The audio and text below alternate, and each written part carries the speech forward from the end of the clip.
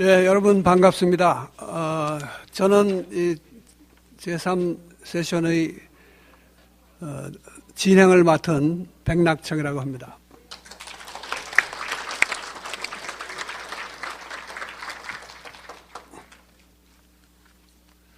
대개 진행 방식은 앞서 세션이나 다름없이 될 것 같습니다. 먼저 이종석 전 장관님의 발제를 들으시고 세 분의 토론을 들으신 이후에 다시 이제 그 다음부터 자유토론이 이어지겠는데 청중에서 질문을 하실 게 있으시면은 서면으로 제출하시면은 시간이 허락하는 한 소화하도록 노력하겠습니다. 그럼 긴 설명 없이 이종석 박사님 지금 세종연구소에 계시고 그 전에 NSC에도 계셨고 통일원 장관 역임하신 우리 북한 문제, 동아시아 문제, 또 통일 문제 전문가이십니다. 여러분 박수로 환영해 주십시오.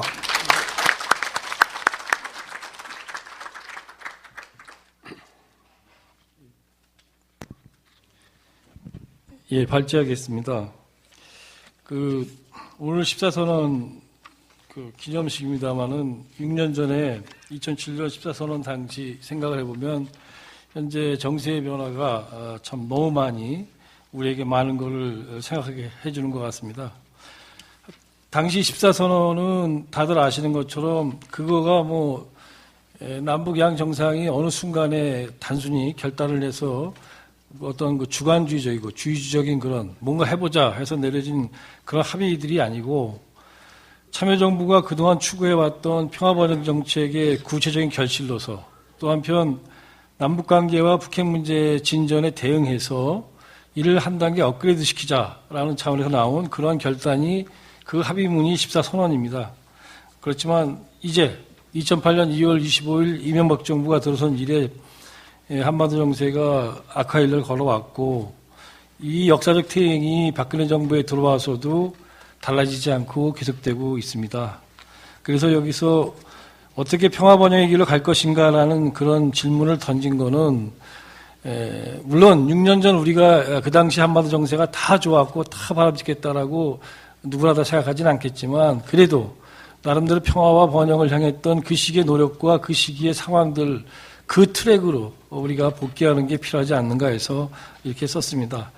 그래서 나름대로 이제 대안을 한번 말씀을 드려보겠습니다. 크게 세 가지 점에 대해서 말씀을 드리겠습니다. 첫 번째는 서방의 대북 정책이 그동안 실효성이 있었는가, 정책에 대한 실효성을 따져봐야지 다음에 대안에 대한 얘기를 할 수 있지 않겠습니까? 두 번째로는 북한의 전략적 변화가 요즘 있는 것 같은데 그런 것들이 도대체 어떤 함의를 갖고 있는 건지, 세 번째는 이걸 전제로 해서 우리가 도대체 이 현 단계에서 길게 한반도의 미래 전체를 보는 것보다 바로 이 시점에서 우리가 뭘 어떻게 해야 될지를 북핵 문제와 남북관계 두 가지를 함께 한번 살펴보도록 하겠습니다.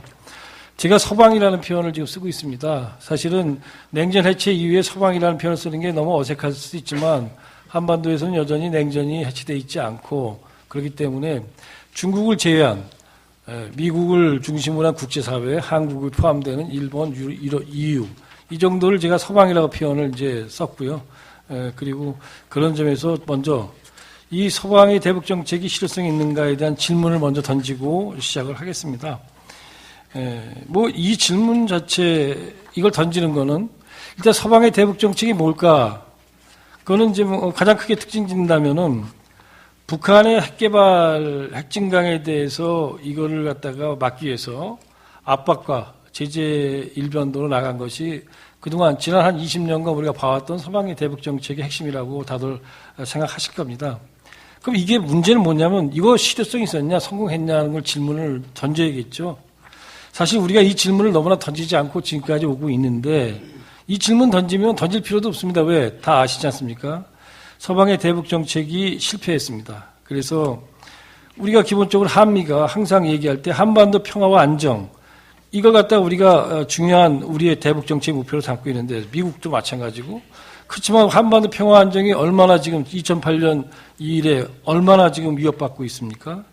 유엔의 대북 제재에도 불구하고 북한핵이 그러면 유엔이 대북 제재를 해서 북한이 그럼 핵을 갖다가 개발하지 않거나 또는 뭐 살살 개발하거나 그런 게 아니라 더 오히려 강력하게 개발하겠다고 나서고 있고 핵은 더 강화됐습니다. 남북 관계는 화해와 공동번영 대신에 갈등과 대결의 관계로 접해 있습니다. 그 얘기는 뭐냐면 대북 정책이 실패했다는 뜻이죠. 어쨌든 간에 성공했으면 이런 일이 있을 수가 없으니까.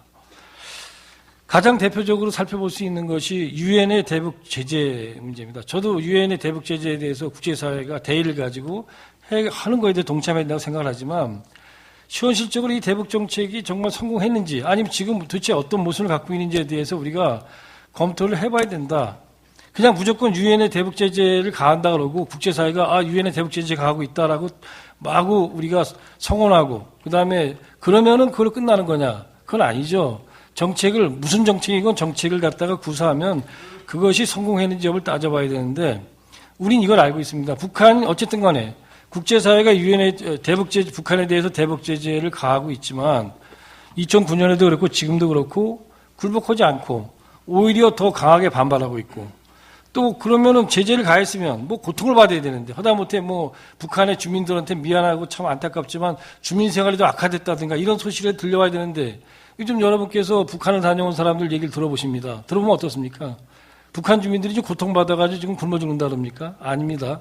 오히려 경제 생활은 전에보다 좀 나아졌고 우린 상상도 못하는 얘기인데 북한의 휴대폰이 이미 200만 대 이상이 넘었다. 이런 얘기가 들려오고 있습니다.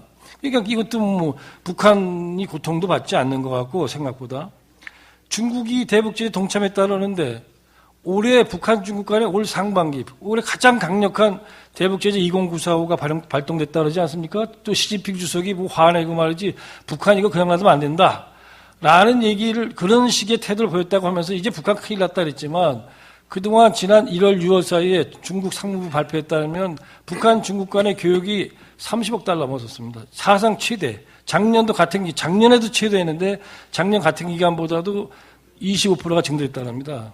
그 얘기는 도대체 그럼 뭐가 이 정책이 도대체 어떻게 된 건가 이런 질문을 우리에게 던지지 않게 하는 거죠. 2009년 우리가 5월 달에 북한 핵실험한 다음에 그때도 대북 제재 18745를 했지만 우리는 역사적으로 경험했습니다. 기본적으로 유엔의 이런 대북 제재가 북한의 핵 능력만 오히려 고도화시켰다.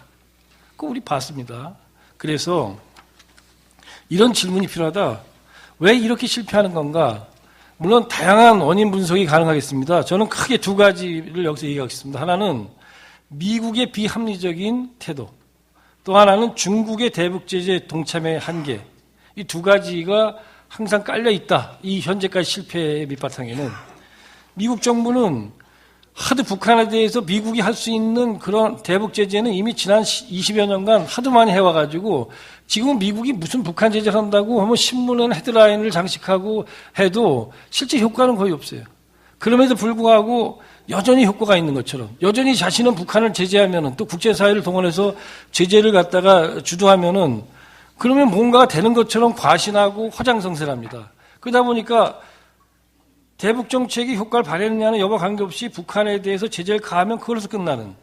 다시 말씀드리면 미국은 북한에 대해서 더 이상 군사적인 액션을 취할 수 있었는데 군사적인 그런 제재 수단이라는 것은 대한민국 정부가 반대합니다. 그거는 보수 정부였던 김영삼 대통령 때부터 내려온 전통입니다. 한반도에서 전쟁의 위험성이 있는 북한에 대한 물리적 제재, 군사적 수단을 할 수 없다. 이게 미국 정부가 한국의 역대 대통령으로부터 들은 그런 강렬한 메시지고 지금이라고 해서 달라지지 않았습니다. 그러다 보니까 미국이 갈 수 있는 거는 경제적 제재인데 경제적 제재는 아무리 국제사회를 다 끌어모으고 해도 잘 안 됐다라는 것이죠. 그럼에도 불구하고 미국은 항상 북한에 대해서 갑인 것처럼 행동합니다. 내가 뭐 하면 된다. 된 게 있었으면 북한이 저렇게 지금도 저러겠어요. 이미 무릎을 꿇었거나 아니 뭔가 지금 뭐 우리 눈앞에 저 북한 오늘 내일 하겠다. 그런데 그런 게 아니라는 얘기죠. 그래서 사실은 북한이나 한국 정부가 같이 이제 하면은 얘기가 육자에 대한 북한이 나오겠다는 것도 어쨌든 간에 나오겠다는 거에 대해서 진정성 있는 뭔가를 보여주지 않으면 나올 필요 없다. 나오는 거 안 된다. 근데 이런 얘기를 하려면 기본적으로 미국이 또 한국이 북한에 대해서 뭔가 심사위원석에 앉아가지고 합격 불합격을 처리할 수 있는 뭔가 레버리지 능력을 가져야 되는데 무슨 능력을 갖고 있는가? 능력 없지 않습니까? 그냥 안 나온다는 북한은 그냥 사실은 중국이 나오라고 막 그러는 거거든요. 네가 안 나오니까 우리가 골치 아프다 말이야. 국제사회에 대해서 우리가 너희들 말이야 비호하는 것처럼 보이니까 우리도 못 정하니까 나와라 그러니까 나가는 건데 그 속에서 한미 정부가 안 돼. 진정성 안 보이면 안 돼. 그러니까 우리는 나가고 싶어도 말이죠. 한미가 반대하네요. 이렇게 얘기하면서 북한이 뒤에서 계속 핵 개발을 해도 누구도 막지 않고 있습니다. 이 현실. 그러나 국제사회에서 너희 진정성 안 보이면 나와봤자 소용없어. 이렇게 얘기하면 그게 아직도 통하고 있는 거죠. 바로 이런 것들을 지금 가지고 미국이 어떻게 본다면은 북한에 대해서 몸에 닿지도 않은 휘처리를 갖다가 휘두르면서 마치 맞는 것처럼 사람들한테 보여주고 또 우리는 그런 주술과 그런 맛을 사로잡혀가지고 계속적으로 북한에 대한 그 효과 없는 정책을 계속하면서 북한의 핵 능력을 강화시키고 이러다가 언젠가 또 북한이 수틀려가지고 핵실험하면 위기는 더 고조되고 이런 악순환의 고리 속에 우린 빠져 있다. 여전히 지금은 다만 그 악순환의 고리 속에서 지금은 교착 국면으로 잠시 안정돼 있을 뿐이지 언젠가 또 나타난다. 이 악순환이. 이게 바로 서방이 가지고 있는 그런 정책의 그런 잘못된 모순이라고 생각합니다. 이렇게 된 이유는 지금 오바마 대통령은 북한 핵 문제에 대해서 그냥 자기 임기만 넘기면 된다. 이른바 머더링스로 하는 그야말로 그럭저럭 끌고 가는 정책을 지금 구사하고 있지 않습니까? 그러다 보니까 시간 가기를 하고 있다.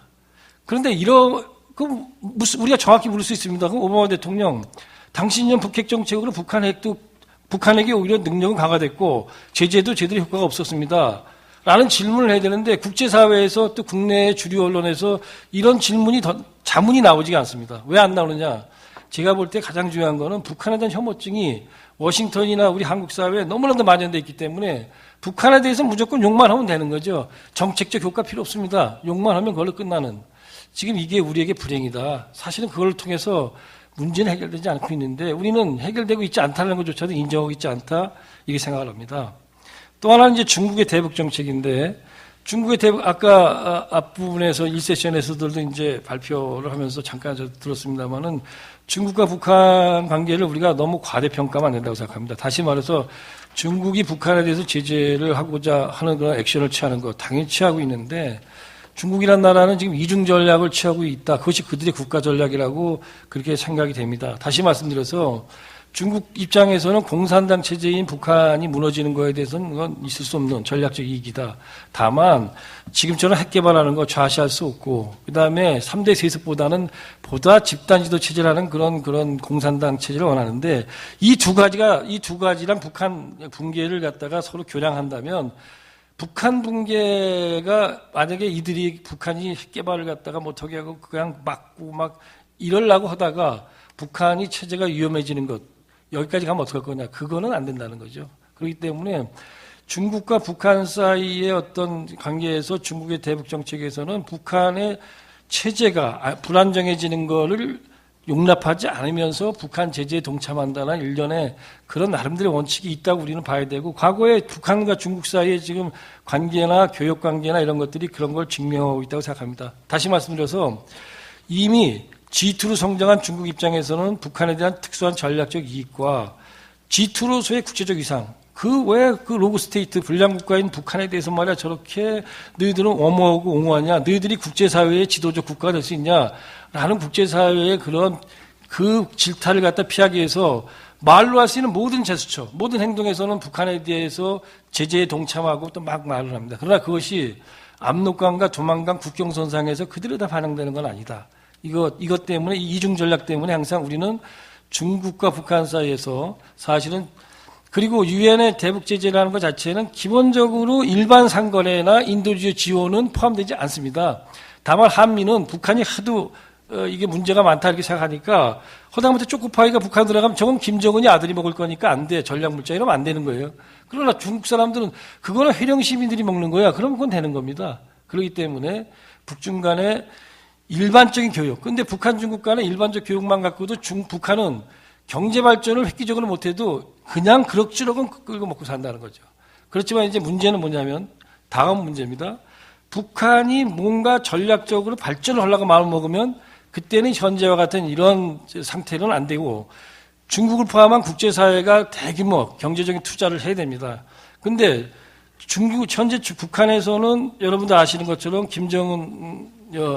북한의 지도자 김정은이 자신의 정통성 제고의 가장 중요한 핵심 전략으로서 경제를 발전시키겠다고 나왔습니다. 그것도 과학기술과 접목된 경제 발전을 단번에 시키겠다. 그래서 단번도약이라는 말을 만들어가지고 지금 하고 있는데, 그러다 보니까 사실은 북한이 굉장히 도발적인 모습만 보인 것 같지만 지난 5월, 6월, 7월 보면은 뭐 경제특구도 만들고 뭐 사실 굉장히 아주 이 요란법적한 일들을 하면서 경제 제일주의를 지금 내세우고 있습니다.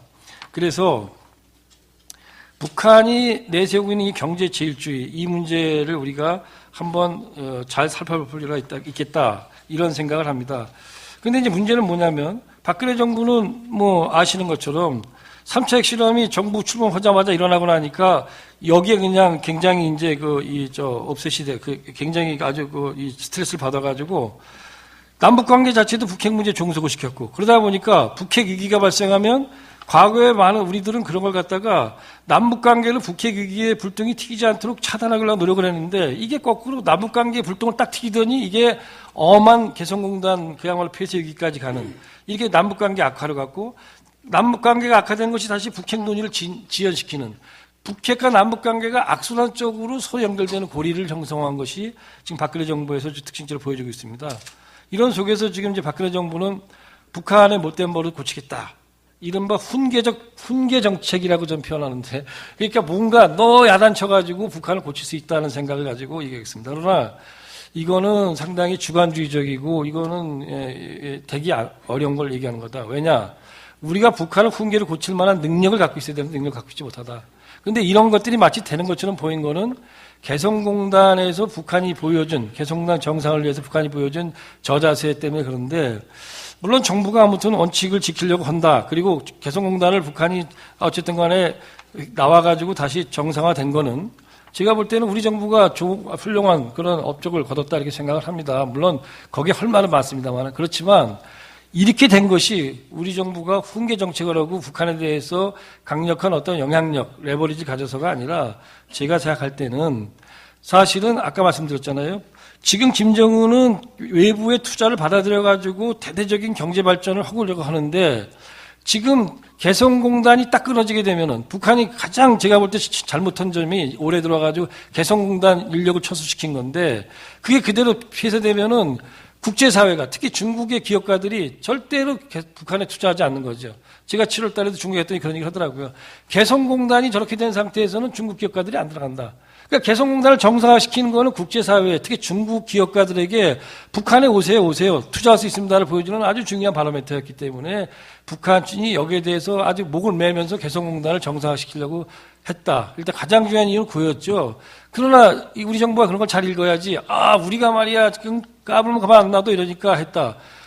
그러니까 지난번에 이산가족 같이 북한이 잘못한 거지만 이산가족 상봉 헌달해놓고 연기하는 조치가 나오는 거는 북한이 만만한 존재가 아니고, 또 우리가 북한을 갖다가 그야말로 좌지우지할 만한 힘을 갖고 있지 못한 겁니다. 서로 균형적이고 호혜적으로 하는 것 위에는 남북관계에서 할 일이 없어서 이 박근혜 정부가 이런 걸 좀 빨리 알아야 된다라는 생각을 합니다. 그런데 저는 지금 현재 박근혜 정부에게는 한반도 이 정세를, 남북관계와 북핵 문제를 갖다 진전시킬 수 있는 냉전 체제 해체 이후에, 세계적 냉전 해체 이후에 지난 20여 년간에 대한민국 역대 정부 중에서 가장 절호의 기회를, 가장 많은 기회를 가진 정부가 박근혜 정부다. 박근혜 정부가 마음만 먹으면 너무나도 큰 업적을 이룰 수 있고 한반도 정세를 정말 평화번영의 길로 가져가게 할 수 있다라고 생각하고 있습니다. 왜 그러냐면, 먼저 북핵 문제와 북한 이거 관련해서는 오바마 정부는 북핵 문제에 대해서 자기가 먼저 풀 생각이 전혀 없지만, 부시 행정부 당시에 동맹국가에 대해서 너무나도 그 강압적으로 했던 그 태도에 대해서 오바마가 대통령 선거 때마다 나는 그렇게 안 하겠다, 동맹 말을 잘 듣겠다고 했기 때문에 박근혜 대통령이 오바마 대통령한테 북한이 저렇게 형편없고 부신 우리가 좀 믿지 못할 정부지만 그럼 어떻게 하겠습니까? 핵은 해결해야 되죠. 대화합시다. 그러면은 그거를 명분 삼아가지고 오바마 정부는 나올 수 있게 돼 있습니다. 부시 때하고 다릅니다. 부시는 그래도 안 나오지만 오바마는 나오는 사람입니다. 근데 박근혜 대통령이 그렇게 얘기 안 하죠. 이명박 대통령이 그렇게 얘기 안 한 것처럼. 그렇게 얘기하면 된다는 거죠. 또 하나는 대남 관계에서는 아까 말씀드린 것처럼 북한은 이미 상당한 정도로 외부의 투자를 받아들여서 경제 발전하겠다는 전략을 이미 제1주의로 세워놨고 그것은 남북 관계에서도 보여지고 있습니다. 그러다 보니까 북한이 우리가 남북 관계에 대해서 뭔가 호혜적 조치를 하자, 평화 조치를 하자, 그 다음에 경쟁 조치를 하자고 나오면은 북한이 좋습니다라고 받아들일 수 있는 자세가 제가 볼 땐 그 어느 때보다도 잘 돼 있다라는 거죠. 아까 강령반도 강령 특구에 대해서 발표가 있었습니다만은 강령구는 NLL 바로 위에 있는 북한의 최남단 지역인데 거길 북한이 경제특구를 지정했어요. 그것이 성공할 거냐 안 하냐 여부 관계없이 북한이 그걸 경제특구를 지정했다는 것이 뭘 의미하느냐. 그거는 NLL이 평화수역화되지 않으면 안 되는 거란 말입니다. 그 얘기 다른 말로 뭐냐. 북한의 발전대를 갖다가 이제 완전히 철수시키고 평화수역화에 대해서 남한하고 논의할 자세가 돼 있다. 또 하나는 북한이 서해 평화무역 특별지대에 대해서 우리랑 논의할 용의가 있다. 이런 걸 보여주는 거 아니겠습니까? 그런 점에서 박근혜 대통령이 결심하기에 따라서 향후 남북 관계에 대해서 얼마든지 획기적인 그러한 나름대로 자기의 이 성과를 거둘 수 있는 것이 현재의 정세다 이렇게 보여집니다. 그래서 이걸 기반으로 해서 마지막 제 나름대로 제 생각 그리고 많은 분들이 비슷하게 생각하실 겁니다. 현 단계 해법을 말씀을 드리면 북핵 문제는 3단계다. 그리고 남북 관계는 남북 정상회담이라고 생각합니다. 3단계라는 거는 육자회담을 무조건 먼저 재개시키고 지속적으로 가동시키는 것이 1단계다. 두 번째 단계는 북핵을 동결시켜야 된다. 북핵을 무조건 포기시키지 못한다. 동결시키다. 마지막 세 번째 단계는 그걸 위해서 한반도에서 정전체제를 평화체제로 바꾸는 즉 평화협정의 과정을 거치는 그것과 같은 시점에서 북한 핵을 폐기시키는 이걸 맞춰가지고 북한 핵을 동결하고 북한 핵을 폐기하는 과정에서 북한의 경제 발전을 돕고 그다음에 북한의 체제 안전 보장을 해주는 대신에 또한 그와 더불어 우리가 북한 핵을 포기시키는 일련의 과정을 같이 가면 되지 않느냐 이렇게 생각합니다. 제가 이렇게 제안하는 이유는 세 가지 이유가 있습니다. 하나는 북한에 대한 경제적 압박으로 핵 포기할 수 없다. 이거는 이미 우리가 알고 있습니다. 또 하나는 북한의 핵보유 의지는 어느 때보다 강하기 때문에 1단계 그냥 핵 포기는 안 된다. 그야말로 너희들이 핵을 포기하면 체제 안전 보장해 주겠다라고 했던 가다피가 그래서 핵을 포기했는데 그 체제 안전 보장을 해줬던 서방이 미국이 나토 군대가 카다피가 그 당시에 카다피 정권을 몰락시키기 위해서 나토가 공습을 했습니다. 카다피를. 그걸 안 북한이 그야말로 종이 한 장으로 체제 안전 보장을 가지고 북핵 포기 안 할 것이라는 거죠. 다시 말해서 행동을 하면 안 될 것이다. 이런 것이고요. 그 다음에 마지막으로는 김정은 정권이 경제 발전을 자신의 정통성 확립의 기본, 즉 국가 발전 핵심 전략으로 삼기 때문에 이제 장기적으로 북한 핵 포기와 북한이 경제적으로 먹고 살 수 있고 김정은이 자신감을 가질 수 있는 것과를 바꿀 수 있는 가능성이 다른 면에서 좀 생긴 게 있지 않겠는가. 그런 점에서 이걸 한번 좀 바꿔보는 그런 노력들을 좀 해야 되지 않는가 이렇게 생각을 하고요. 그리고 육자회담 재개에 대해서는 육자회담은 북한 핵을 포기시키기 위해서만 나온 겁니다. 한 번 더 비핵화인데 육자회담에 대해서 이제 박근혜 대통령도 그런 말씀하시고 여러분들이 그럽니다. 대화를 위한 대화는 필요 없다. 그건 북핵을 고도화시킬 뿐이다. 이거는 말은 그럴듯하지만 전혀 사실에 어긋난다. 사실관계에서는.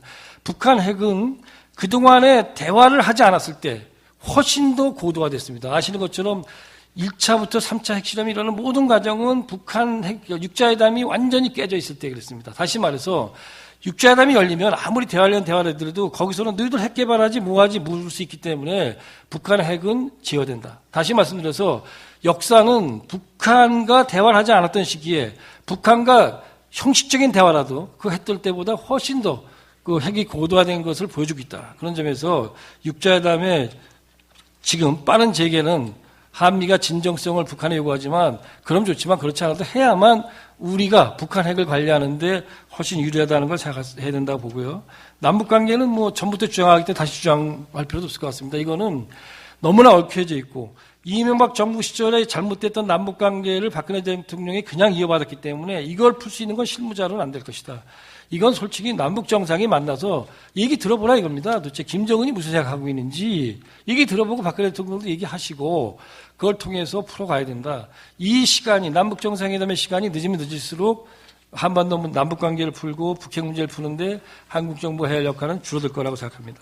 그래서 결론적으로 제가 생각할 때는 서방은 북핵 문제를 풀기 위해서 그동안 자신이 주장했던 논리와 중국에 대한 기대가 그 합리적이며 또 정확한 것이었는지를 성찰해야 된다, 이제. 또, 그래서 북핵 정책을 재검토해야 되고, 우리 한국 정부는 훈계적인 대북 정책이 지닌 한계를 정확히 깨닫고, 이제 그에 바탕을 두고 정확한 진단을 해야 된다.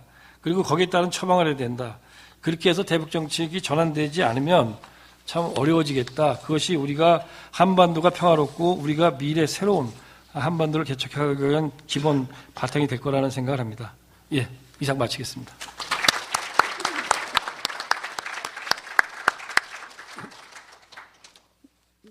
제가 시작할 때 주최 측으로부터 시간 배정을 어떻게 하라는 훈령이 없어서 미리 말씀을 안 드렸는데 이종석 장관께서 25분 이내로 잘 맞춰주셨습니다. 그 내용이 자료집에 상세히 나와 있고 또 워낙 명료하게 정리해 주셨기 때문에 제가 뭐 요약한다거나 이럴 필요는 없을 것 같고 곧바로 토론에 들어가겠습니다. 토론도 세 분이 합쳐서 25분 이내가 돼야 될 것 같습니다. 그래야지 주최 측에서 저한테 부탁한 거는 6시에 꼭 맞춰달라는 겁니다. 그래서 원래 예정보다 한 10분이 줄어들었는데요. 어쨌든 그래서 토론을 좀 짧게 해주시면은 한 분이 한 7분 정도, 7, 8분 발언을 해주시면은 그 다음에 좀 더 많은 자유 토론이 가능할 것 같습니다. 순서는 백종천 전 청와대 통일외교안보실장님으로부터 시작하겠는데 저하고 같은 백가라서 먼저 기회를 드리는 것은 아니고 여기 프로그램에 가나다라 순으로 되어 있는 것 같습니다. 그래서 그 순서 따라서 백종천 실장님께 부탁드립니다. 예, 감사합니다. 방금 소개받은 백종천입니다. 이종석 장관께서 발표하신 내용은 다 반복할 필요 없고, 일단 저는 서방이라는 얘기보다는 미국의 대북 정책이 그동안 실패한 이유를 아주 자세히 설명을 해줬고, 또 한국 정부의 입장도 잘 설명해서, 현재 이 장관께서 하는 거는 그것이 잘못되어 있기 때문에 미국과 한국 정부가 잘 성찰해서 앞으로 될 수 있는 그런 정책을 좀 해라 하고 그 이제 방안으로 미국은 육자회담 재개를 통해서 3단계 북핵을 해결하고 또 한국 정부는 남북 관계의 방향을 전환하기 위해서 지금 상태에서는 정상회담이 가장 좋은 방법인 것 같다. 죄송합니다.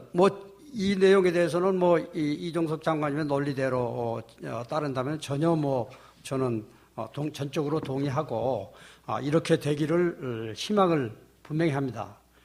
그런데 이양 토론으로 왔으니까 현재 앞으로 어떻게 될지 모르겠지만 현재 상황에서 미국이 기존의 정책을 성찰하고 방향을 바꿀 수 있는 그런 상황인가 대해서는 좀 다르게 해석이 되는 부분이 있어요.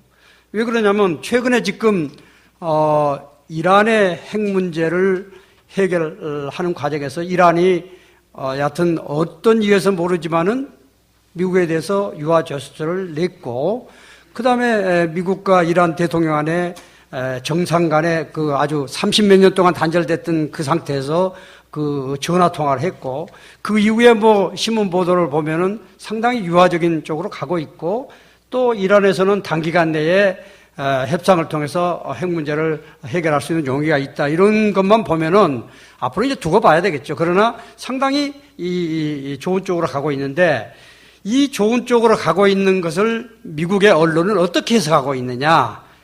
다른 이유도 있지만 이거는 미국이 주도돼서 그동안에 과거 정부에서 계속해서 강경도를 높이니까 현 단계에서 이란은 손들고 나왔다 하는 게 핵심이에요. 다른 얘기가 있죠. 그러고 또 이란의 국내 정치 상황하고 북한의 상황이 너무 다르기 때문에 단순 비교는 안 되지만 그러나 어쩌나 지금 상태에서 미국은 이란이 계속해서 경제적인 제재와 국제적인 고립을 하니까 나왔다. 이 유혹에 더 넘어갈 수 있는 가능성이 없지 않겠는가. 바로 이 유혹이 북한도 앞으로 계속 밀면 손 들고 나올 것이다 하는 그런 유혹에 빠질 가능성이 더 커서 일단 좀 이 장관님이 해석하고는 쪽 해석보다는 그런 쪽에 대한 제가 제의하고 있고, 그 다음에 또 하나는 시리아 문제가 또 다르잖아. 시리아의 그 화학 무기도 결국은 시리아 정부가 하는 거지 반군이 한 건지 여하튼 간에 그거는 좀 더 두고 보고 지금 해명이 안 됐습니다. 여하튼 간에 시리아의 화학 무기를 사용한 것이 나오니까 미국은 군사적 공격을 가하겠다고 나온 거고, 그러니까 결국은 미국이 할 것 같으니까 그 러시아가 중재를 쓰면서 결국은 시리아 정부도 협상을 해결하겠다는 게 나와서 유엔 안보리에서 소위 그 다자 협상을 통해서 해결을 하겠다 하는 식으로 나왔거든요. 그래서 북한도 지금 영변 오메가 아트라 지금 재가동 되냐 쪽이 나오는데, 만에 하나 북쪽에서도 또 다른 과거와 같은 그런 무모한 도발 여하튼간에 이렇게 나온다면은 미국은 북한에 대해서 94년 때 했던 것과 마찬가지로 무력을 통한 핵의 소위 서지컬 스트라이크를 통해서 해결하고자 하는 그런 유혹이 또 받을 수 있는 환경이 됐다는 게 되게 가능성이 더 커지겠다. 아니 그게 그 걱정이야. 만약 이렇게 된다면 결국은 한국 우리는 전쟁을 반대하고 진짜 평화적으로 해결해야 되는데, 미국이 이런 여기에 유혹이 돼가지고 지금 이 장관님이 생각한 쪽으로 성찰을 하지 않고 또 이런 그 무력이라든지 이런 제재를 더 강한 쪽으로 나간다면은 거기에 대해서 가장 손해를 받을 소위 이 국가는 대한민국이죠. 그런데 그러면 과거 그 90년도에 소위 그 보수 정부처럼 한국의 보수 정부는 우리 박근혜 정부가 그러면은 전쟁을 그렇게 북한에 대해서 공격을 한다고 했을 때 적극적으로 막겠다고 나설 수 있는 정부인가? 제가 요 근래에 그 여러 가지의 상황을 보면 상당히 그게 회의적이에요. 지금 한미 간의 군사적 협력 관계는 엄청나게 잘 되고 있잖아요. 엊그저께 45차 한미 안보 협의회 결과 내용문 여러분들이 보시면 알겠지만, 과거 어느 때보다도 한미 간의 좋게 말하면 안보적인 협력이 강화됐지만은 그 외에는 또 북한에 대한 군사적 압력이 엄청나게 강화될 수 있는 협력 관계를 했단 말이에요. 그리고 지금 굉장히 여러 가지로 차원에 보면 저 개인적으로는 이게 과거 정부처럼 그럼 진짜 전쟁 난다고 미국이 때린다고 할 때 우리 박근혜 정부가 나왔어 가지고 진짜 적극적으로 막을까 하는 게 제 개인적.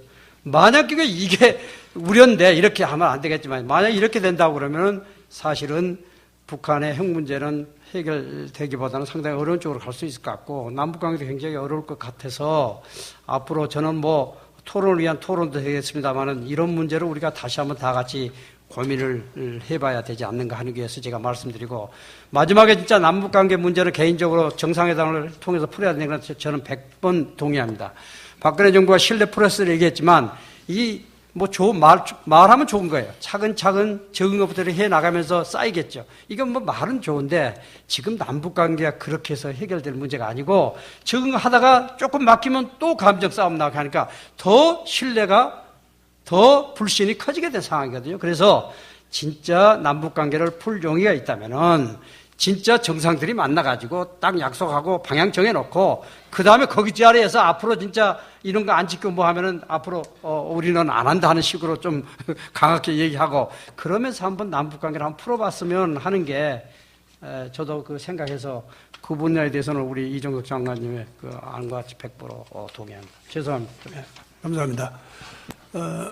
다음 두 분 더 발언하시고 그다음에 이종석 장관님 답변을 1차 들으려고 하는데요.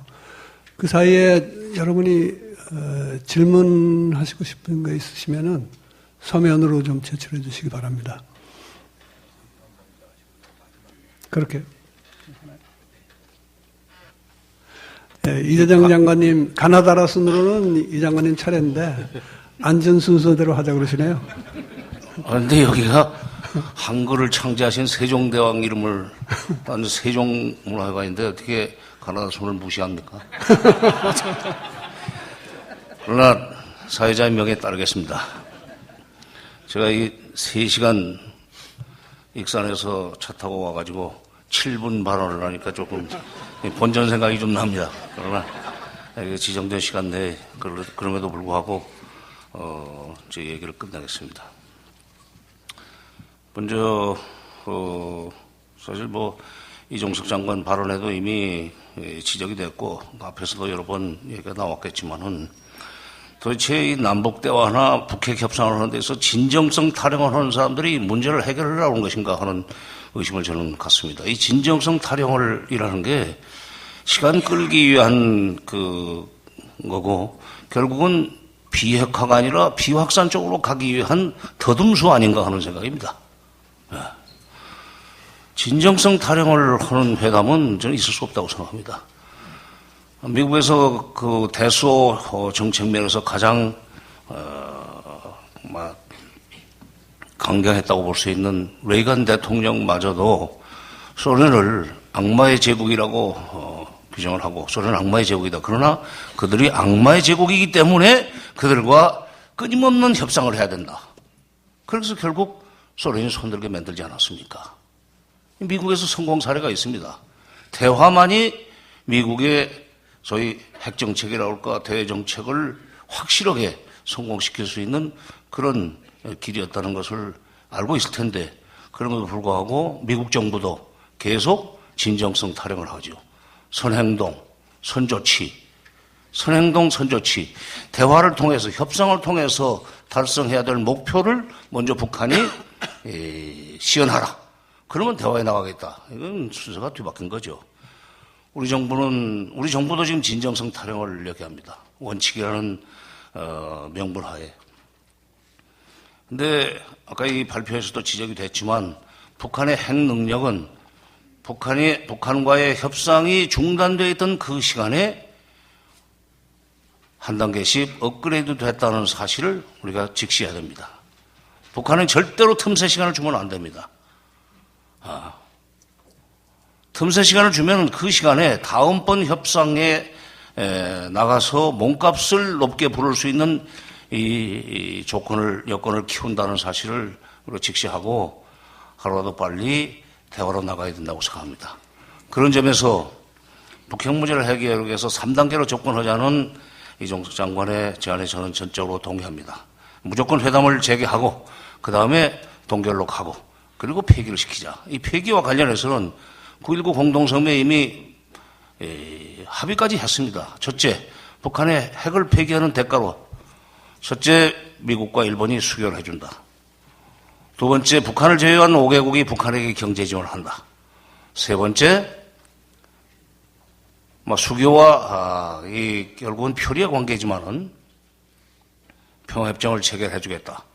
9.19 공동성명에는 평화협정으로 바로 얘기를 하지 않았습니다. 그러나 2009년 2월 13일로 제가 기억을 합니다만은 당시에 힐러리 클린턴 국무장관이 국무장관으로 지명된 뒤에 바로 얼마 있다가 아세안 순방을 떠나면서 세 가지 얘기를 했죠. 바로 그 평화체제 논의를 평화협정으로 표현을 바꿔가지고 우선순위 두 번째로 끌어올렸습니다. 미국 수교해주겠다. 평화협정 체결해주겠다. 경제 지원해준다 하는 얘기까지 나왔었는데 그 당시에 이명박 정부의 비핵개방 3천 원칙에 발목이 잡혀가지고 진전을 못 봤습니다만은 그 방식으로 가야 된다고 생각합니다. 그러니까 2009년 2월 13일 힐러리 클린턴이 얘기했던 그 순서대로 한다면 북한은 핵을 폐기하리라고 생각합니다. 이와 관련해서는 여기 발표자께서도 지적을 하셨지만 리비아 방식은 이미 틀렸습니다. 2003년에 영국의 그 주선으로 해서 리비아가 선핵 포기를 먼저 약속을 하는 그 방식을 미국에서도 쓰고 싶어 했었습니다. 2004년 2월 달로 기억을 합니다만은 그 당시에 그 제임스 켈리죠. 아태차관보가 제 방에 와가지고 다음번 회담이 열리면은 리비아 방식으로 북한이 먼저 선핵 폐기를 해주면 미국이 잘해주겠다는 얘기를 먼저 전해달라 하는 요청을 한 적이 있었습니다. 그저는 한미동맹 또는 한미우호 관계 때문에 미국이 그런 생각을 가지고 있다는 얘기를 하기는 했습니다만은 그 뒤에 진전된 상황을 지켜볼 때 이 리비아 방식은 안 되겠다. 물론 리비아 방식으로 해서 먼저 선핵 폐기를 한 결과가 결국 체제 붕괴 내지는 최고 지도자의 그 제거를 하는 걸로 끝난 것은 이제 11년 일이기 때문에 2004년에는 예측할 수 없었지만 저는 그 당시에 제 생각으로는 이건 우크라이나 방식으로 해야 된다. 소위 핵 폐기와 경제 지원을 맞바꾸고 단계별로 그것도 하는 식으로 가야 된다고 생각을 하는데, 그러니까 이번에는 이 무조건 회담 재개, 육자회담 재개, 그다음에 북한의 핵 동결, 그리고 북한의 핵 폐기를 이 순서를 밟되 수교 문제와 그다음에 평화협정 문제, 이것은 결국 붙어 있는 겁니다. 전쟁 상태를 종식시키지 않고 미국 수교 갈 수가 없으니까 정전협정을 평화협정으로 바꿔야 된다는 건 그건 뭐 동의합니다, 사실은. 미국 수교와 평화협정 체결은. 그리고 경협도, 이것도 확실하게 전망을 주면은 북한 핵은 폐기시킬 수 있다고 생각합니다. 마지막으로 남북 정상회담으로부터 시작해야 된다는 게 대해서도 저도 전적으로 동의합니다. 지금 그동안에 뭐 실무회담으로부터 국장급 회담으로부터 무슨 차관급 회담으로 이렇게 마타업식으로 올라가면서 신뢰를 쌓겠다고 그랬는데, 한반도 신뢰 프로세스의 진행 순서는 그거인 것 같아요. 작은 것부터 시작해서 큰 걸로 하겠다고 생각하고 있는 거, 그렇게 얘기를 하고 있는 것 같은데, 결국 이건 이런 얽히고 설킨 한반도 상황에서 북핵 문제를 풀기 위해서건 간에, 아니면은 남북 관계를 안정적으로 유지하기 위해서건 간, 이건 톱다운 방식으로 갈 수밖에 없다고 생각합니다. 북한의 진정성을 확인하려면, 진짜 진정성 확인하려면은 이렇게 밑에서부터 올라갈 것이 아니라 정상회담부터 열어가지고 거기에서 김정은 제1위원장, 제1비서 또는 제1위원장의 그 진정성을 대통령이 직접 확인하라 이게. 그러고 나서 이 실무회담으로 가는 것이 신뢰 프로세스를 이행해 나가는 데 있어서 출발선이 된다고 생각합니다. 예.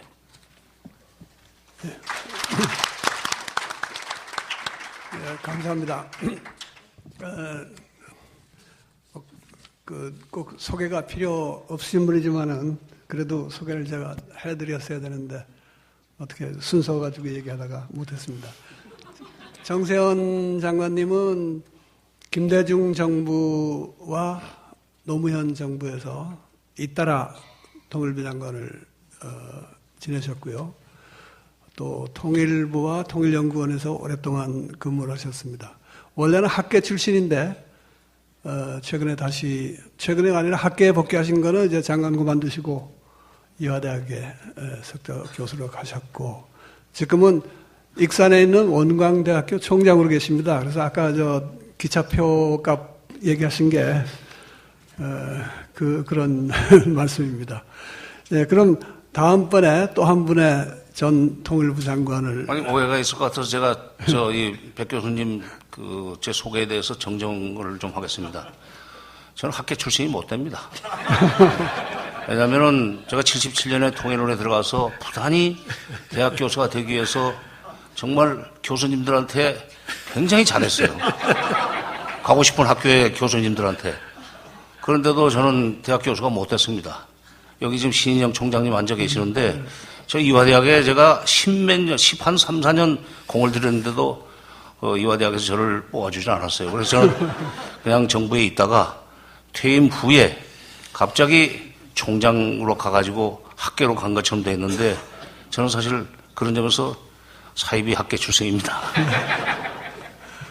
원래 대학에 계셨어요. 교수로 계신 건 아니지만 연구를 하시다가 이제 통일부에 들어오셨는데, 결국 이제 정상회담으로 직행하듯이 총장으로 바로 가신 거죠. 네. 이재정 장관님은 이제 참여정부 때 통일부 장관 지내셨고, 바로 6년 전 14 정상선언에 나온 2차 남북 정상회담 당시에 장관이셨고, 그 아주 주역의 한 분이십니다. 이분은 또 뭐 경력이 많습니다. 원래 성공회 신부님이시고, 그 다음에 성공회 대학교를 그러니까 초대 총장 역임하셨고, 그러다가 정계에 입문하셨다가 다시 학계로 돌아가서 지금은 성공회 대학 석좌 교수시죠? 예, 석좌 교수로 계십니다. 네, 이 장관님께도 박수 부탁드립니다.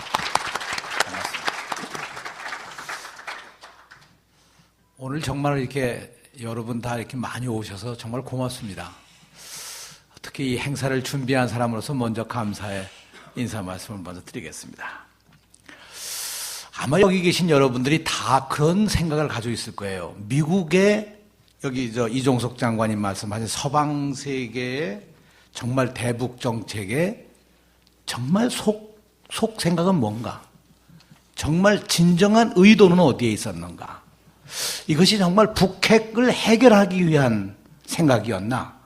아니면 북핵을 통해서 동북아 정책을 뭔가 조정하고 미국의 어떤 주도권을 잡고 나가기 위한 그런 의도였는가? 저는 사실 지난 20년 동안의 일을 이렇게 돌이켜보면요. 가령 육자회담에 했던 9.19 합의의 경우에 2005년 9월 19일 그것이 결정되자마자 바로 그날 BDA 사태가 터지지 않습니까? 1994년 제네바 합의에 의해서 북핵 문제를 해결하기 위한 본격적인 프로그램에 들어갔습니다만 경수로의 원자로, 핵심 원자로의 콘크리트 타설이 끝나는 2002년 바로 그때 제임스 켈리가 고농축 우라늄을 북한이 가지고 있고 이걸 자인했다. 그런 보고서를 내가지고 결국 경수로 중단되고 제네바 합의 다 깨지고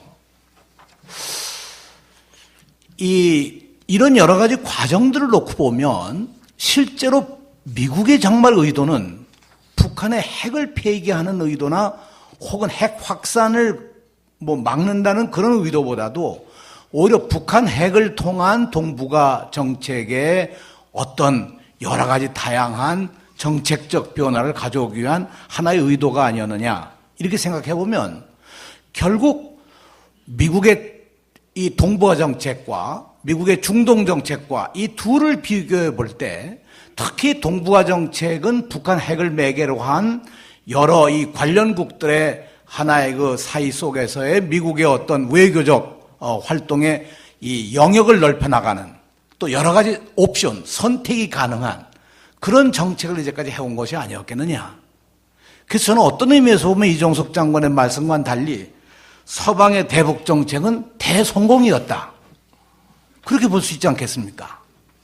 결국은 이 서방 정책이라고 하는 것이 정말 한반도 평화를 위해서 얼마만큼 적극적인 진정성을 가지고 나왔는가 하는 문제에 대해서 우리가 한번 진지하게 검토할 필요가 있지 않겠느냐. 저 이 점에 대해서 이종석 장관님의 좀 의견을 좀 듣고 싶고요. 왜 이런 생각을 하는 배경에는 바로 1976년부터 시작된 이제까지 계속된 한미 군사훈련이 사실상 이제까지 진행되어 온 과정을 보게 되면 지난번 한미 군사훈련이라고 하는 키리졸브 군사훈련이야말로 이제까지 어떤 군사훈련보다도 강경한 그리고 굉장히 위협적인 그런 군사훈련을 한 것을 보면 결국 미국의 진정한 의도가 어디에 있느냐. 또 이것도 박근혜 정부가 출범하자마자 바로 그 때에 맞춰서 이런 강경한 군사훈련을 하게 된 배경, 그런 목적, 그런 의도가 과연 무엇이었을까? 이런 데 대해서 우리는 좀 더 분석적으로 봐야만 하지 않을까, 이런 생각을 가져봅니다. 두 번째 드리고 싶은 말씀은 오늘이 14정상선언 6주년이 되는 날인데 사실 14정상선언 가운데 가장 중요한 핵심에 있었다고 그러면 저는 서해평화협력특별지대라고 생각합니다. 그 이유는 1953년 7월에 정전협정이 있었을 때 정전협정에서 미결로 남았던 것이 서해의 경계선이었습니다. 서해 경계선 문제를 가지고 1991년 남북기본합의서에서 이 문제는 앞으로 남북이 협의를 해서 해상 경계선을 만들어 나간다. 이런 합의를 한 바가 있었죠. 그러나 구체적으로 이 정전협정에서 해내지 못했던 미결의 부분, 서해 평화정착을 위한 구체적인 어떤 틀을 만들어낸 것이 서해평화협력 특별지대라고 한다면 이것이야말로 한반도 평화체제의 하나의 진일보한 적어도 상당히 구체적인 평화정착의 평화체제의 제안이 아니었느냐. 또 이 합의가 대단히 중요한 전 합의였었고 1953년 정전협정 이후 60년이 지난 오늘날까지 정전협정의 미완의 부분을 어떤 의미에서 완성시킨 일종의 그런 의미가 저는 있기 때문에 이것을 지금 이 박근혜 정부가 이것을 폐기 처분하겠다라고 나오고 있는 것은 현실적으로 굉장히 중요한 전 의미를 담고 있다고 생각합니다. 이것은 단순히 노무현 대통령이 해온 14 정상선언에 대해서 제가 서두에 인사 말씀에 그런 말씀을 드렸습니다만 이명박 정부 때는 노무현 대통령께서 이명박 정부가 이 14 정상선언이란 나무에 물을 주지 않아서 이제 다 말라 죽어가고 있는데 그래도 언젠간 다시 또 생기를 돋아나지 않겠느냐 이런 말씀을 하신 바가 있었는데 지금 박근혜 정부 들어와서 하는 걸 보면 이 말라 죽어가는 나무에 뿌리채 뽑아버리는 것이 아닌가 이런 우려를 하면서 과연 이것을 어떻게 해결해 갈 수 있을까? 오늘 어떻게 평화 번영의 길로 갈 것인가에 전 가장 중요한 주제가 다른 걸 다 제하고라도 박근혜 정부로 하여금 어떻게 서해 평화협력 특별지대라고 하는 이것을 통해서 한반도의 평화체제에 조금이라도 실질적인 진전을 볼 수 있는 길이 없을까? 이 문제 제기를 하고자 합니다. 마지막으로 하나만 더 말씀드리면 남북관계 정상회담에 대한 말씀을 이제 두 분 전직 장관께서 말씀을 하셨는데 실제로 남북관계의 정상회담이 이루어지기 위해서 가장 중요한 것은 한반도를 중심으로 한 적어도 환경의 변화입니다.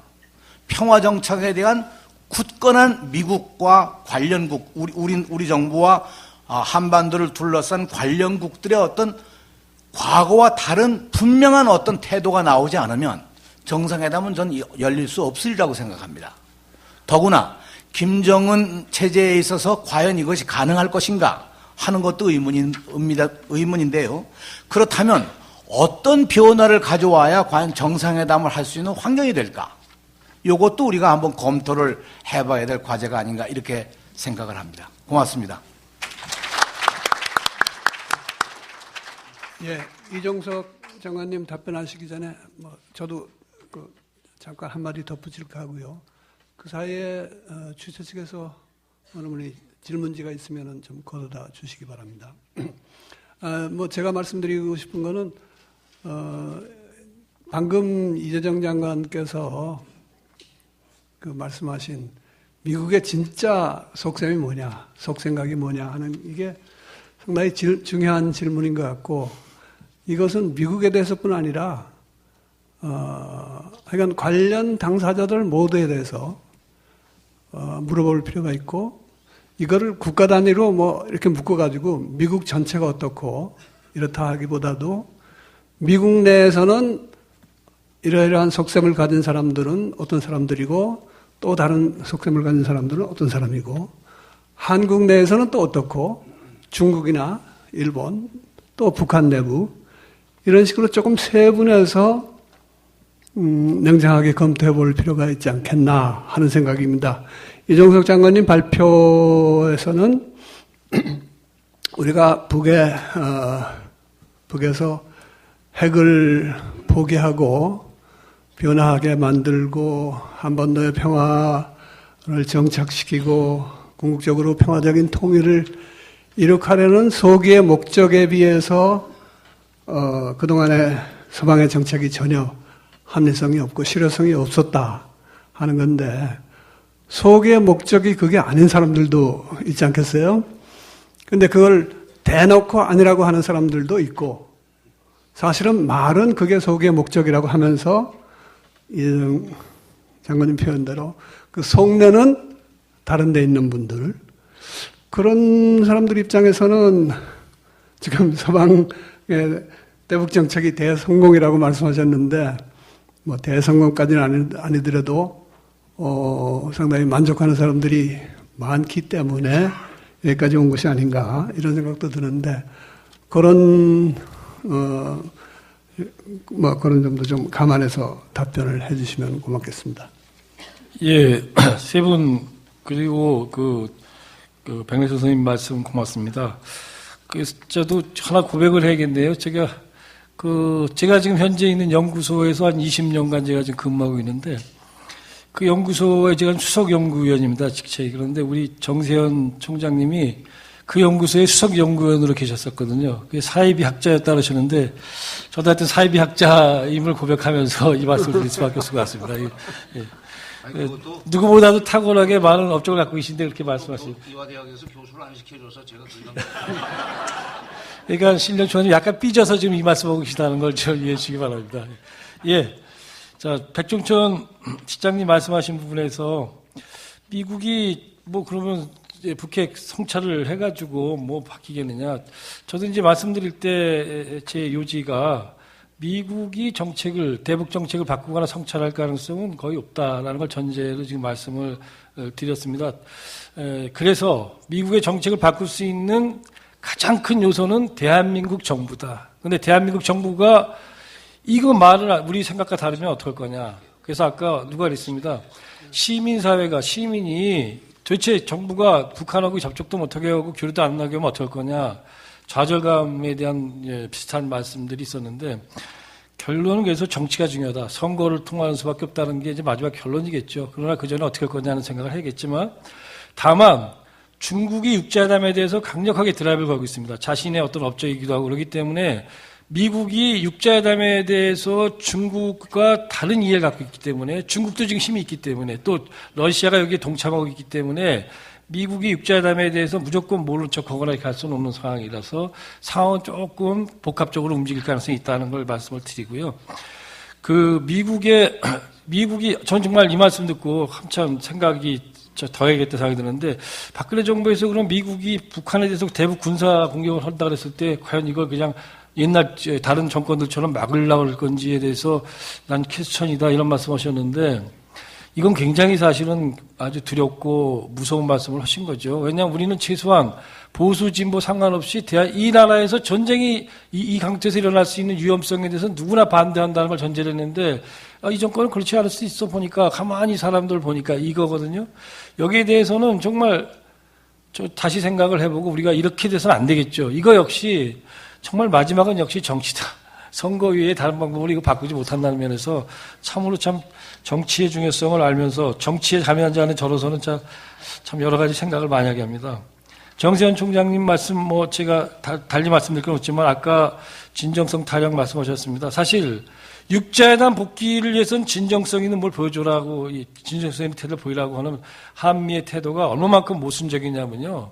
솔직히 기억들을 못하고 계신 거지, 기억해 보십시오. 2010년 1월 달에 오바마 대통령과 이명박 대통령이 둘이 만나서 그랬습니다.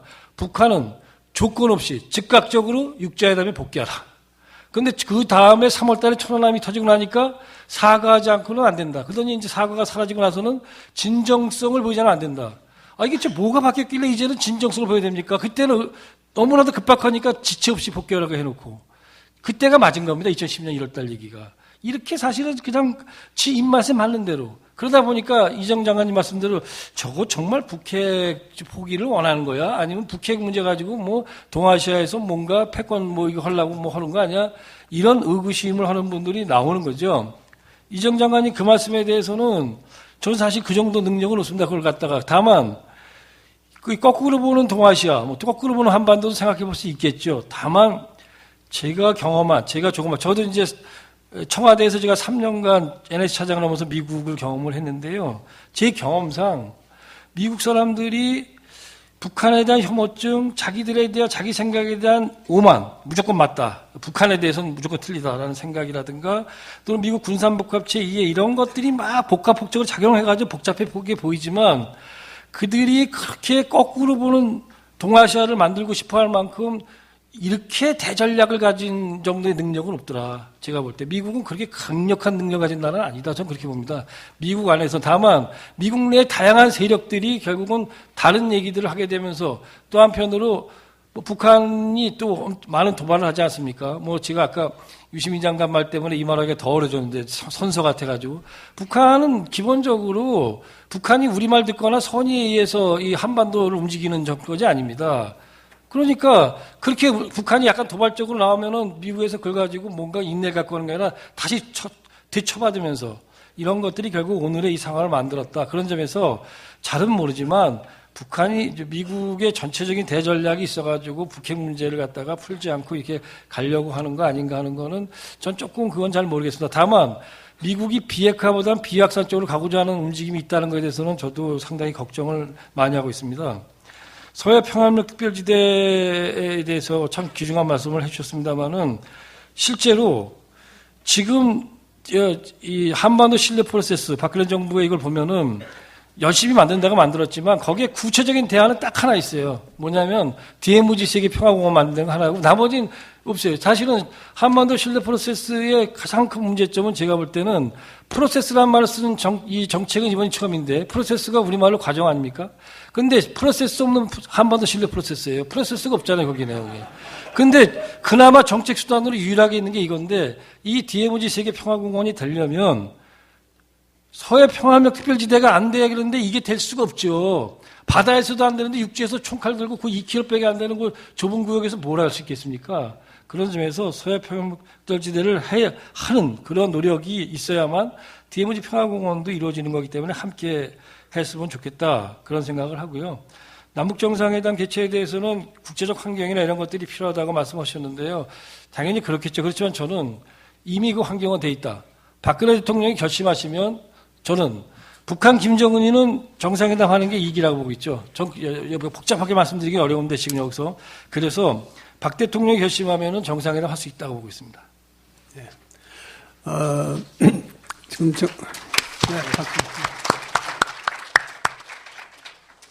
정세현 장관께서 발언 기회를 달라고 하셨는데 도저히 거절할 도리가 없습니다. 길이 없습니다. 우리 한반도 평화포럼에서도 그렇고 노무현 재단에서도 기차표 끊어드린 일이 없어서 자비로 오셨는데 한 말씀 더 하십시오. 네. 네. 제가 돈 얘기를 해가지고 좀 사람이 넥타이 메고 양복 입어놓고도 이게 돈 얘기를 하면 사람이 좀 지저분해 보이는데 실수했습니다. 제가 공공대학의 총장으로 내려가기 전에 한 2년 반 프레시안하고 정세 토크를 2주마다 하다가 학교관이 안정이 된 뒤에 금년 4월부터 다시 그 정세 토크 시즌2로 시작을 했습니다. 거기서 여러 번 강조했던 것이 미국은 지금 소위 북핵 문제와 관련해서 사보타지 중에 있다. 본심이 뭐냐? 말로는 비핵화, 공식적으로는 비핵화를 얘기하고 있습니다. 그러나 기회 있으면 슬슬 비확산 쪽으로 가고 싶어하는 소위 그 속내를 여러 번 드러냈습니다. 그래서 저는 부시 때부터 사실은 비핵화를 고창하면서도 속셈은 비확산이 아니었나. 여러 번 골대를 옮겼습니다. 지금 아까 이 장관님도 지적을 하셨지만은 9.19 공동성명 바로 다음날 BDA 제재를 가해가지고 북한으로 하여금 9.19 공동성명을 이행하지 않도록 만들어 놓고 나중에 책임을 그쪽으로 넘기고 이러면서 시간을 끌고 그러니까 협상, 양복, 무슨 그 다음에 파기 이런 식의 악순환의 이 쳇바퀴를 돌게 만든 것은 북한만이 아니라 미국도 똑같은 짓을 했는데 이게 국제 언론을 장악하고 있으니까 여론을 장악하고 있으니까 소위 국제 정보 질서를 장악하고 있기 때문에 미국이 결국 북한만이 그런 짓을 한 걸로 낙인이 찍혀 있습니다만은 실은 미국이 더 사보타지를 했다고 저는 생각합니다. 비확산으로 이제 가면서도 공식적으로는 속셈은 그건데 공식적인 이 대외 정책은 비핵화하기 때문에 우리는 그런 줄 알고 여기까지 따라왔죠. 근데 이게 미국의 속셈이 아까 그 2010년 1월이라고 그랬습니까? 예, 2010년. 그때부터 지금 바뀌었다. 말을 자꾸 바꾸는 거죠. 이게 왜 이렇게 됐는가? 저는 이렇게 생각합니다. 2003년 부시 정부 때만 해도 중국이라는 나라가 이렇게 빨리 경제적으로 성장을 하면서 G2 반열에 올라오리라고 생각을 예상을 못했던 것 같아요. 이미 2000년대 초부터 미국의 무슨 미래학자들이 2020년이 되기 이전에 오히려 GDP 총액 면에서 미국을 능가하리라는 그런 전망들이 나오고 있었지만은 실질적으로 미국 정부는 그렇게까지는 이 전망을 안 하지 않았나 생각이 듭니다. 그러나 2010년이 지나면서부터 중국의 이 GDP 성장 속도가 굉장히 빨라지지 않았습니까? G4에서 G3, G2로 이제 올라왔습니다. 이게 중국의 급부상에 따라서 오히려 미국의 정책이 비핵화에서 비확산으로 가고 이 북핵을 이용해서 동북아시아 지역에 MD 체제를 구축함으로 해서 그걸로 중국을 견제하려고 하는 전략적으로 좀 가고 있지 않나. 그렇기 때문에 아직도 말은 비핵화지만은 본심은 비확산 쪽으로 가고 있는 것 같다. 지금 이란이나 시리아 문제를 이렇게 쉽게 해결하면서 이쪽 문제를 방치하는 것도 결국은 중국 견제 차원에서 북핵 문제가 더 악화되기를 바라는 것 같습니다. 해결이 도저히 불가능해졌으니까 비확산 쪽으로 가자. 그리고 이제 전자권 문제를 가지고 MD를 이쪽에 팔아먹으려고 그러는 것은 노골적으로 본심이 드러나지 않았습니까? 이게 지금 미국의 본심이기는 한데, 그러나 그럼에도 불구하고 공식 정책은 아직도 비역합니다. 어젠가요? 북한이 비핵화를 확실히 한다면은 불가침 조약을 체결하겠다고 그랬지만 그 불가침 조약과 이제 평화협정이 완전히 동의하는 아님에도 불구하고 그렇게까지 지금 미국이 얘기를 하고 있으니까 바로 이 미국의 공식적인 입장, 명분상 이걸 그게 아니라는 식으로 비켜갈 수 없는 이거를 우리가 레버리지로 삼아서 한국 정부가 미국에게 이제 비핵화를 확실하게 추진하기 위해서 육자회담 빨리 시작하자 그런 식으로 압박을 가해야 되고 또 이걸 위해서 남북 정상회담도 빨리 비핵화의 의지를 확인하기 위해서라도 정상회담을 해야 되겠다는 식으로 정책을 좀 바꿔야 된다고 생각합니다. 미국의 본심과 공식 입장 차이가 있는 것을 우리가 알고 그리고 공식 입장을 활용해서 미국이 더 이상 딴소리 못하도록 육자회담 재개 쪽으로 끌고 가야 되고 그 책임은 한국에 있고 또 그 힘도 있습니다. 한국 정부가 미국을 설득해가지고 육자회담 시작하자 하면 얼마든지 가게 돼 있습니다. 요즘 미국이 대북 정책 별로 관심도 없고 중동 문제 때문에 이런 이 혼란기에 대북 정책의 소위 공백기 이것을 역으로 우리가 활용할 필요가 있다. 그리고 그럴 가치가 있다. 이렇게 생각합니다. 예.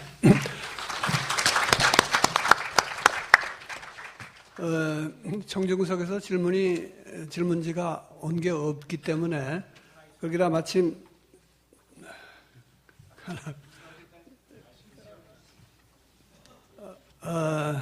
잠깐, 네, 줘 보십시오. 네, 모처럼 쓰셨는데.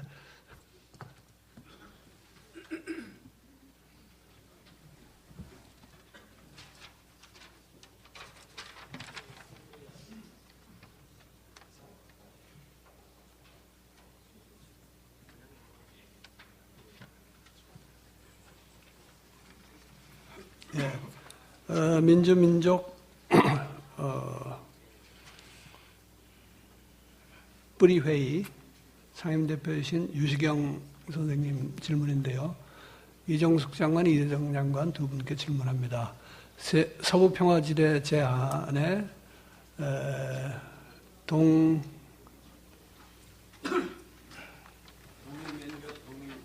동일명적 동일거리에 대해서 말씀해 설명, 이거 그 첫째고요. 해 주시는 거고, 60년간의 정전협정을 평화협정 운동이 운동으로 가능한가요? 대한민국의 법에 저촉되는 것인가요? 사실관계에 대해서 나중에 이종국 장관님 마무리하실 때 잠깐 네. 언급해 주시면 좋을 것 같고요. 지금 시간이 6시가 거의 다 돼갑니다만은, 원래 토론자 중에 두 분 다, 잠깐씩 말씀하시고, 제2 세션도 시간 오겠는데, 우리도 조금 오기죠. 그런데 이제 다음 행사를 위해서 식장을 정리해야 되기 때문에, 이렇게 많이 제가 침범할 수는 없을 것 같고, 이재정 장관님, 또 백적철 실장님, 각각 한 2, 3분 정도만 말씀해 주시고요. 그 다음에 이종석 장관님이 한 3, 4분 마무리 발언을 하시는 걸로 끝내겠습니다. 네, 그럼 이 장관님 먼저. 네. 그 1994년에 미국이 이제 클린턴 정부 때 북한 영변 핵시설을 공격하기 위한 군사훈련, 군사작전에 돌입하겠다는 준비들을 했었죠. 그러고 보면 저는 그때부터 이 짐 레이니 대사께서 그 후에 한국을 방문하셨을 때 노무현 대통령께 당시의 상황을 이 보고하는 걸 옆에서 제가 배석해서 잘 그때 들으면서 정말 한반도에서 전쟁을 일으킬 수 있는 쪽이 어느 쪽일까? 북일까? 남일까? 미국일까? 그러고 보면 가만히 보면 미국밖에 거기에는 없을 것 같다는 생각이 그때 들면서 정말 미국의 진심이 뭐냐는 걸 저도 쭉 관심을 가져왔었죠. 그런 의미에서 한반도의 이 문제를 해결하기 위한 하나의 구체적인 방안이 그건 뭐냐? 저는 여기엔 다른 거 없다고 생각합니다. 결국은 육자회담도 아니고요. 전 육자회담의 가능성도 상당히 낮다고 생각합니다. 또 우리가 육자회담을 끌고 들어가는 것 자체도 저는 그렇게 썩 현명한 방안은 지금 현재 아니라고 생각합니다. 오히려 우리가 정말로 해야 될 일은 14정상선언에서 합의됐던 것처럼 남북이 어떻게 한반도 문제를 정말 책임있게 민족의 입장에서도 그렇고 한반도의 운명으로 해서도 그렇고 어떻게 책임있게 이 문제를 가지고 국제사회를 리드하면서 여기서 해나갈 수 있겠느냐라는 이 결의가 남북에 있지 않으면 한반도 문제는 풀어가기가 상당히 어렵지 않겠느냐 이렇게 생각하면서 한 말씀만 더 드렸습니다. 고맙습니다.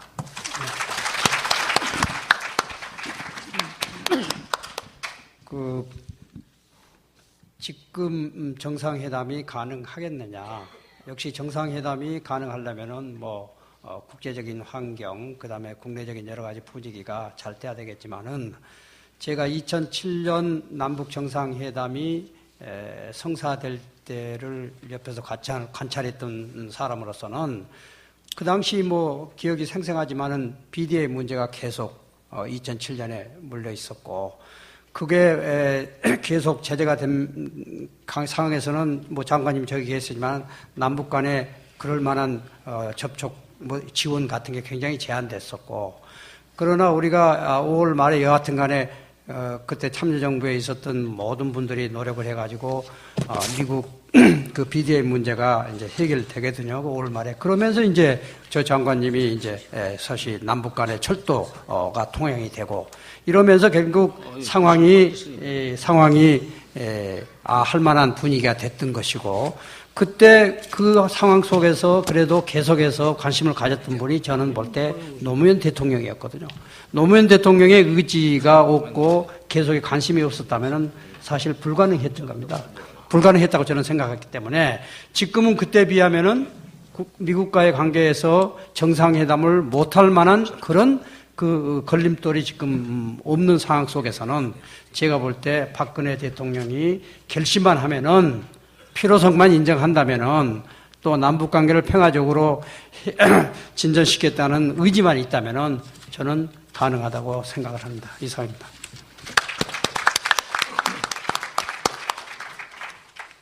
예. 유 선생님 말씀하신 동일 면적, 동일 거리, 서해 평화무역지대의 원칙, 이거는 이제 등거리 뒷면적을 말씀하시는 거죠. 그래서 기본적으로 등거리가 매우 어렵습니다. 왜냐하면은 아까 우리가 얘기했던 강령반도, 북한의 강령군과 우리 연평도 사이가 너무 좁기 때문에 그래서 등거리 대신에 이제 면적을 같이 해주면 되니까 그래서 등면적을 해가지고 이제 노무현 대통령께서 북쪽에 제안을 하셨습니다.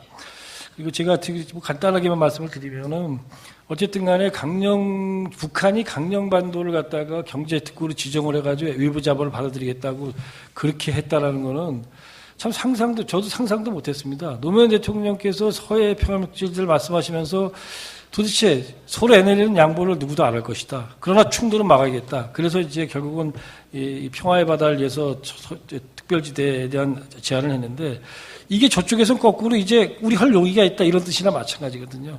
이 기회를 포착해야 되는 거 이거는 정권의 문제가 아니라 민족의 미래를 보고 우리 대한민국의 미래 성장이 어떻게 되고 한반도가 어디로 갈 것인가 생각하면서 판단해 줘야 된다. 그리고 저는 이렇게 생각합니다. 우리 노무현 재단 그리고 노무현 대통령을 지지했던 많은 분들이 도대체 왜 지금 남북 협력인가? 왜 우리가 지금 남북 화해를 얘기하는가에 대해서 국민들에게 설명을 자신 있게 해야 된다고 봅니다. 우리는 기본적으로 삼면 바다만을 가지고도 여기까지 왔습니다. 그러면 이 기만민족인 우리가 이 육지를 뚫고 육지를 통해 가지고 얼마나 큰 성장을 할 수 있겠어요. 경제적으로 남북 협력을 통해서 대륙 뻗어서 이거를 그래서 남북 협력이 우리의 밥이고 먹거리다라는 걸 갖다가 국민들한테 자신 있게 설명하고 선거에서도 그걸 내놔야 되지. 남북 관계 얘기하면 말이야 불안해. 절대 안 된다. 자신 있게 내놓고 이걸 할 수 있어야 되고 그런 점에서 국민에게 아까도 김창수 위원장 우리는 같은 민족이니까 그런 얘기를 하는 사람들이 지금 현재 많은 이거 뭐야 회의감을 갖는다는 얘기들이 있었는데 우리는 같은 민족이니까가 중요하지만 그 이전에 우리가 미래 먹기 살기 위해서는 이거다라는 쪽으로 강력한 우리가 국민 설득을 해나갈 필요가 있다고 생각합니다.